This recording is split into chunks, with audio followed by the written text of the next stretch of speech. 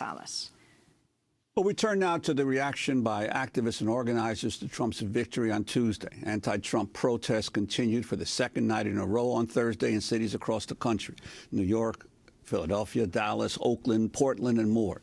Demonstrators took to the streets voicing fears that Trump's political triumph would deal a blow to civil rights. This is a middle school teacher at a protest in Washington, D.C., who teaches immigrant studies.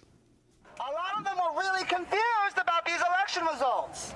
So after I explained to them how Trump, quote unquote, won, they asked me the same question. Mr. E, will I get deported? All of my periods asked me the same question. Are we going to deport them? Adding to their fears are increased reports of threats against Latinos, Muslims, African Americans, and members of the LGBTQ community that many feel are a result of Trump's rhetoric. Hundreds of people of color nationwide have reported being physically and verbally attacked, harassed, and threatened and insulted in the wake of Donald Trump's election Tuesday. At Southern Lehigh High School in Pennsylvania, students and the principal report white students calling their fellow black students cotton pickers and using the Heil Hitler salute. At Royal Oak Middle School in Michigan, white students chanted, "Build a wall, build a wall." Another teacher posted on social media that a 10-year-old girl had to be picked up from school because a boy grabbed her vagina and then reportedly said that if a president can do it, I can too. Multiple women reported not wearing hijab outside out of fear, while others reported their hijabs being ripped from their heads while in public. In Woodland Hills, California, a 16-year-old girl told local media she was on her high school campus when a fellow student came up behind her and tried to rip her headscarf off and then told her, quote, "You shouldn't be wearing that, you towelhead. You're not American. This isn't America," unquote. On a college campus outside Buffalo, New York, a black baby doll was found in an elevator with a rope around its neck, while in Wellsville, New York, a swastika and the words "Make America White Again" were spray painted on a baseball dugout. Several LGBTQ suicide hotlines are reporting the number of calls has risen significantly since Tuesday, and that hotlines are seeking additional volunteers. Activists are also calling for organized resistance against the Trump presidency. Groups from Black Lives Matter to the Color of Change, Political Action Committee to the ACLU say they're preparing for a short-term fight against Trump's policies. Long-term fight, I should say. Well, for more, we're joined by two guests. Becky Bond, longtime progressive activist, senior advisor on volunteer mobilization for the Bernie Sanders campaign. She has a new book out. It's called Rules for Revolutionaries, How Big Organizing Can Change Everything. And joining us from Atlanta at the Facing Race Conference is Jodine Olguín-Tayler, a Chicana feminist at Demos, where she's a social media strategist and vice president, helped organize protests here in New York at Trump Tower, and also helped coordinate the Hour 100 letter to the nation with the co-founders of Black Lives Matter and others to both critically evaluate Trump's victory and also look at how to move forward. We welcome you to Democracy Now! I wanted to begin right now with Becky Bond. What you see took place and what you think has to happen, Becky. Well, I think a lot of us, most of us are stunned. People are losing sleep over what happened on Tuesday night. But when we look at what's been going on for the last year, it shouldn't be too much of a surprise to understand how this happened. We have a Clinton campaign that wasn't speaking to the real hurt that America was feeling and wasn't offering the radical solutions that we need to solve the urgent problems of our time. And what we think needs to happen now is not only do we need to resist, but we also need to rebuild our democratic institutions, because we saw the voters not just vote for Trump, but vote a resounding rejection of Clintonism and neoliberalism. And Jodine Olguín-Tayler, can you? You're having the conference now. What are the main topics that you're dealing with there in terms of strategies ahead? We are talking about how to reckon with the fact that the vast majority of people of color support a very different vision for this country. And we need to especially reckon with the fact that 53% of white women voted to have a sexual predator, a racist, be the president-elect of this country. Jodine, you were also in New York just before you went to Atlanta for this conference. The Skype is frozen, so we're going to go to Becky for a minute. Becky, before Tuesday, the big discussion was the Republican Party had to recreate itself. In some ways, parts of it had died.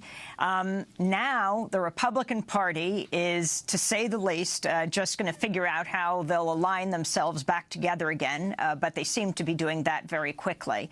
It's the Democratic Party that people are saying, where will it go right now? You have the Bernie Sanders wing and Elizabeth Warren and who else would you say? And what is going to happen? You're a close advisor to Bernie Sanders. Well, you know, we have, for one thing, we have the vast majority of young people in this country. If the millennial vote had decided the outcome of the election, then that Secretary Clinton would have won by a landslide. And so what we have to look for is we have to look to the future, and we have to rebuild the Democratic Party in the United States. One of the things in the book that I wrote with Zach Exley about our experiences on the campaign called Rules for Revolutionaries is that we learned on the Bernie Sanders campaign is that people are just waiting to be asked to do something big, and they're not as interested in doing something small to win something small. But if you say we're going to win big change, they're willing to do a lot. And so we need to get millions of people involved in the process. And we need to get the white working class, we need to get African Americans, we need to get the Latino working class, and we need to build a coalition to actually win the changes that are going to improve people's lives, people who ended up voting for Donald Trump because they didn't believe that Clinton was actually going to change this country for the better. So we need to start that rebuilding now, and it starts by embracing a big organizing approach. The Clinton campaign made a big mistake by not getting people involved in the campaign. They focused on consultants that decided there were very few people in this country that actually needed to be persuaded in a few states. They took traditional constituencies for granted. We need to have a big campaign that addresses all of the issues and that puts race at the core of the message to everyone, because if we don't solve problems like structural racism, we'll never solve income inequality, and that work needs to start now. And the good news is a lot of people are out there, they're saying, what can I do? Not just how did this happen, but what do I do now? And that's one of the reasons why those of us on the Bernie campaign are really coming out right now to say, here's what we got started. You tell us what you're doing in the Black Lives Matter movement, what's happening on the front lines on the Dakota Access Pipeline. We need to bring these struggles together, and we need to fight for big things. And Jodine, we have you back now. What do you say, for instance, in the loyal opposition point of view that President Obama has espoused and that Hillary Clinton, that now it's time to see what we can do to make President Trump succeed? What's your response to that?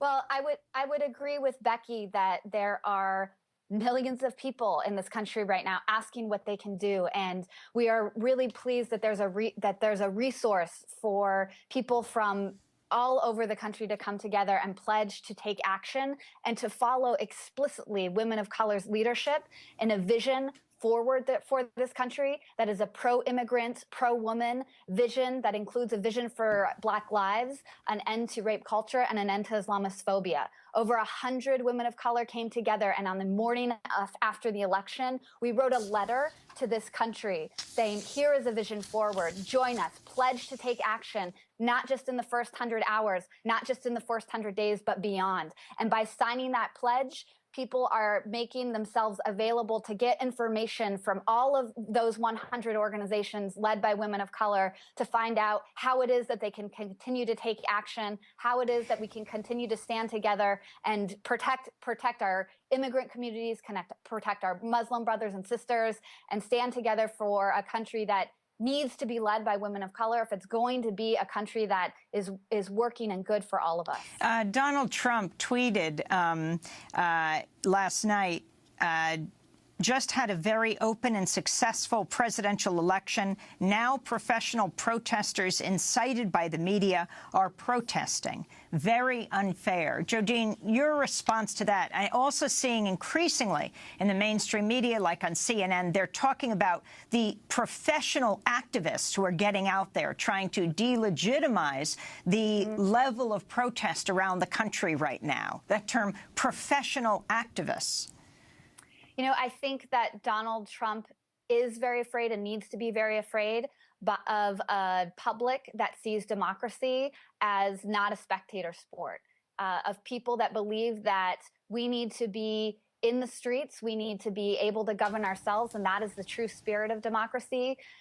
thousands and thousands of women, tens of thousands of women in the weeks leading up to the election who were women of color, survivors of sexual assault, took to the streets to protest the Trump tapes. And these were not professional activists. These were tens of thousands of women who came out to the streets within 36 hours notice, because we know how dangerous it is to have a racist sexual predator, someone who believes in authoritarian government, who doesn't believe that our democracy must be and should be owned by all of us as the president-elect. And we're not professional protesters. We're mothers, we're sisters, we're daughters, we're people of this country. And I would love to be in a country where all elected officials see that the activism of people, the desire to participate in our democracy, is actually what this country needs. Becky Bond, I'd like to ask you, if you could, in just about 30 seconds or so, the move by Bernie Sanders came out in support of having Keith Ellison of Minnesota become the new head of the Democratic National Committee to replace Donna Brazile, who's actually just an interim head right now. Your sense of the importance of that, of removing the leadership of the Democratic Party that was responsible for this losing strategy in this election? Job one is to replace the people responsible for the Clinton campaign debacle at the DNC and put in a true leader like Keith Ellison, who speaks to the young people of this country, who speaks to the African-American community, he speaks to the working class community.